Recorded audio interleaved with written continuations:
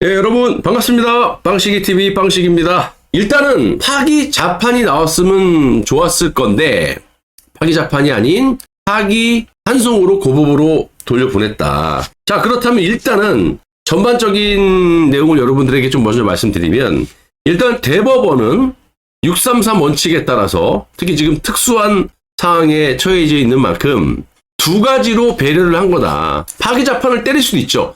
엄밀히 따지면 조희대 대법원장의 판결문만 봤을 때는 파기 자판급이에요. 근데 기회를 준 거예요. 한 가지는 유권자들에게 생중계를 통해서 법률 용어를 최대한 자제하고 이재명의 워딩과 거기에 반박하는 법률적인 것을 그대로 국민들이 이해할 수 있게끔, 더 쉽게 얘기하면 이재명이라는 놈은 이렇게 쓰레기 같은 인간이다, 이래도 찍을래?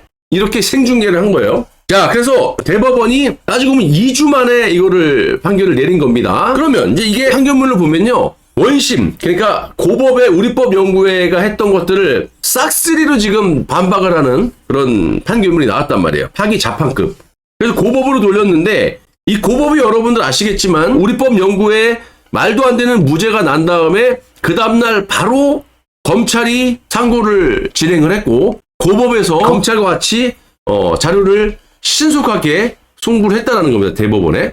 그러면 지금 대법에서 파기 자판급 판결문이 나왔어요. 여러분들이 아셔야 될 게, 지금 이게 고법으로 돌아가면 뭐 3개월이 걸리니 이딴 얘기들을 하는데 그렇게 걸릴 필요가 없다. 팩트만 말씀드리면, 이 고법에서 처음부터 이거를 재판을 다시 하는 게 아니에요. 그럼 오늘 기록을 고법에서 받고 후보 등록일 이전에 가능이 하지만, 아까 말씀드렸던 이재명이라는 놈이 재상고를 하겠죠. 이놈이 어떤 놈인데. 그러면 20일 플러스 7일, 최대 27일을 끌을 수가 있어요.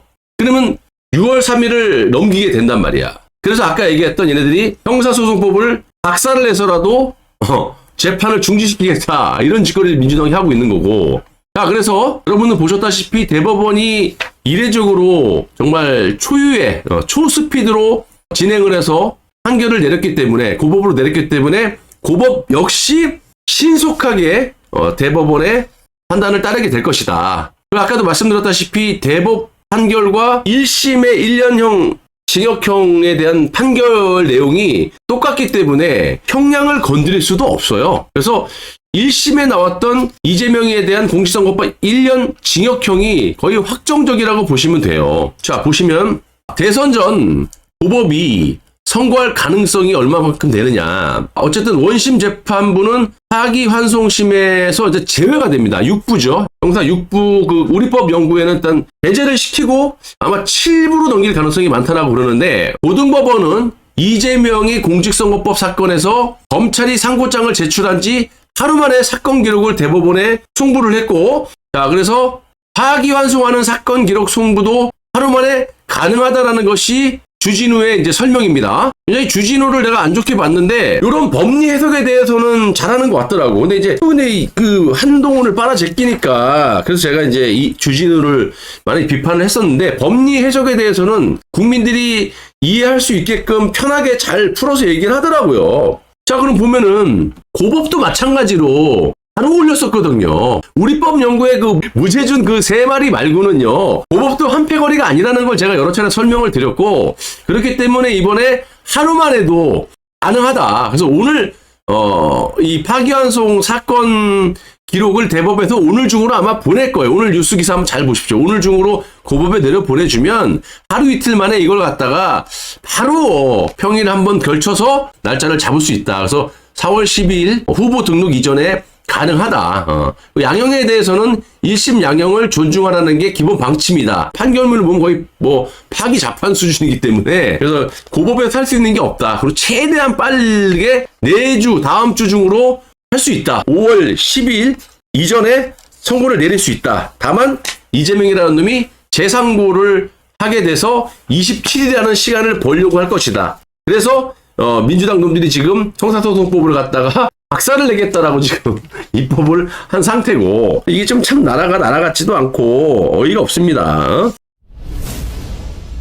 근데 중요한 거는 아까 이재명이도 이야기했지만, 이재명이가 뭐라고 얘기했습니까? 국민들의 뜻이 가장 중요하다라고 여기 돼 있잖아요. 그래서 이제 내주 월요일부터 진행되는 지지율 추이를 보겠죠. 일주일 동안. 그러니까 선거 후보 등록일 12일 전까지 나를 국민들이 어떻게 평가할 것이냐라는 걸 지켜볼 거예요. 그런데 이놈이 완주를 할 수 없다고 제가 보는 것이 그냥 무턱대고 좌파들처럼 그냥 막 지르는 게 아니라 보십시오. 오늘도 보시면 이낙연부터 반명 세력들, 이낙연부터 파기환송에 대해서 민주당은 이쯤 되면은 후보 교체가 상식이다 이렇게 나오고 있고, 문희상까지 이재명 파기환송에 사법의 정치화도 문제지만 이거 말이 안 되지. 사법 정치화를 최소화하기 위해서 이례적으로 빠르게 진행을 한 거지. 기회를, 만약에 이게 사법 정치화로 해서 이재명 살릴 거라고 했으면 그냥 뒤로 밀어버리죠. 뭐 하려고 이렇게 욕먹으면서 해요.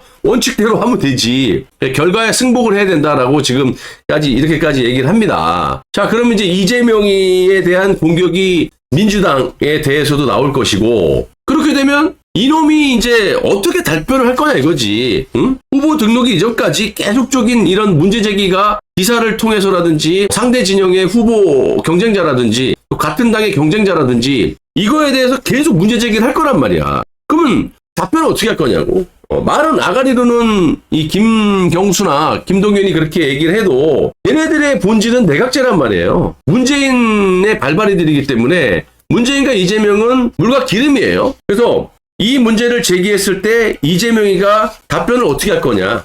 지금처럼 이렇게 민주당 놈들이 이렇게 사법 쿠데타를 대놓고 하겠다라고 이렇게 되면 이재명이가 법정 구속이 될 확률이 많다. 물론 이 공직선거법에서 재상고를 통해서 시간을 끌 수는 있겠지만 헌법재판소에서도 밝혔다시피 재판이 중지될 수는 없다. 거기에다가 이것뿐만이 아닙니다, 여러분. 네? 지금 이재명이에 대한 범죄가 일단 재판이 5개가 돌아간다 그랬잖아요. 이게 공직선거법이 형량으로 따지면 제일 미니멈, 낮지만 그래도 일단은 대선을 앞두고 가장 치명적이죠. 배지가 떨어지고 피선거권이 박탈되기 때문에 선거에 출마할 수 없게 되고, 배지가 떨어지면 불체포 특권의 혜택이 사라집니다. 근데 이놈이 이걸로 시간을 끈들 대법원의 코트를 건드린 거잖아. 정말 대법관들은 프라이드로 먹고 사는 사람인데, 그렇기 때문에 이런 판결이 나온 거고, 헌법재판소 재판관들처럼 눈치 안 보고 내리는 거고, 이재명의 눈치를 봤다면 뒤로 미루지 뭐 하려고 이렇게 하냐고. 아싸리 이렇게 TV 중계까지 하면서 인간 쓰레기라고 규정할 만큼 이재명에 대한 조목조목 그 파기 자판급의 판결문이 나왔다라는 거는 공식적으로 이재명이라는 놈이 이런 놈이야. 그러니까 유권자들에게 딱 전국적으로 생방송을 통해서 이놈은 이런 놈이니까 알아서 판단하시라고 한 거야. 그래서 이 조희대 대법원장이 법률 용어를 최대한 자제하면서 이재명에 대한 이 파렴치함을 전 국민들을 향해서 생중계를 통해서 이야기를 해주지 않았습니까? 판단은 여러분들 몫이다. 정말 정치 개입했다고 한다면 얼마든지 후보 등록일 이후에 파기 자판을 때리던 해도 되죠. 근데 그렇게 하지 않고 가장 그래도 법치를 준엄하게 준수하면서 국민들에게 팩트로 이놈에 대한 이 파렴치함을 전달을 했고, 그 중에 한 가지가 이거거든요. 이게 민주당 놈들끼리 국정감사 해가지고 판넬을 얘기하잖아. 패널을 얘기하는 게 이 패널이에요. 요거를 다 만들어 와서 상대 진영인 국민의힘당이 질의를 한 것도 아니고 지들끼리 짜고 치는 고스톱이죠.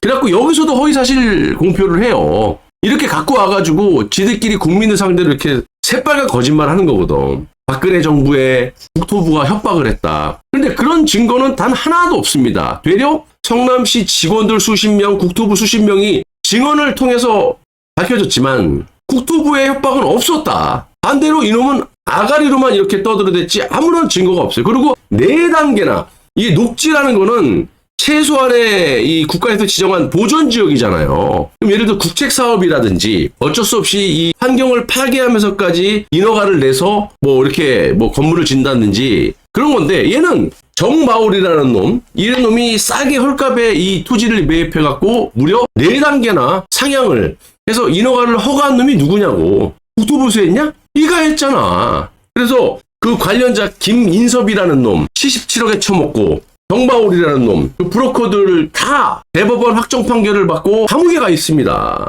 주범이라는 놈이 당연히 감옥을 가야 되죠. 그래서 지금 이 민주당 놈들이 사법 쿠데타를 선전포고를 했고 밀란의 선동을 지금 하고 있다.